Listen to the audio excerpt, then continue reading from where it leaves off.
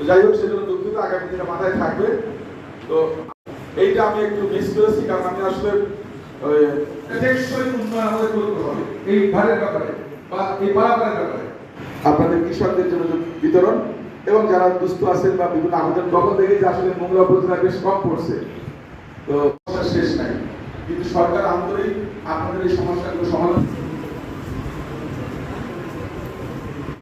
যারা কৃষক কিষাণী ছিল তারা অত্যন্ত আনন্দিত হয়েছে যে এইগুলো তারা, এই জন্য আমি সবাইকে বলবো, অনেক ক্ষেত্রে ছোট ছোট গাছটা পুরানো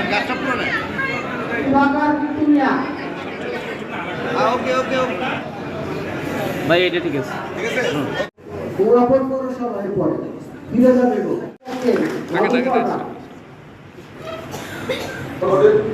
সুবিধা বঞ্চিত মানুষ যারা আছে তাদের ভাগ্য উন্নয়নের জন্য, বিশেষ করে নারীদের কিভাবে কর্মক্ষম করা যায়, তাদের সেলাই মেশিন বা অন্যান্য যে জিনিসগুলো আছে সেইগুলো আমরা কাজ করব।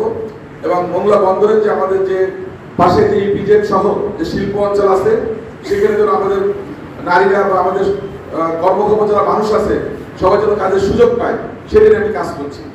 আমি ইতিমধ্যে চাইনিজদের সাথে কথা বলেছি, তারা যে ইনভেস্ট করবে সেখানে যেন আমাদের লোকাল যে জনবল আছে তারা যেন নিয়োগ পায়। কারণ আসলে আমাদের এখন ধান উৎপাদন হয় না, লবণাক্ততার কারণে অনেক ধরনের মশলাদি হয় না, অনেক ধরনের বিপর্যয় হয়ে গেছে। তো আমরা যদি এখানে বিকল্প কর্মসংস্থান করতে পারি তাহলে আমরা অন্যভাবে জীবন জীবিকাটা নির্বাহ করতে পারবো।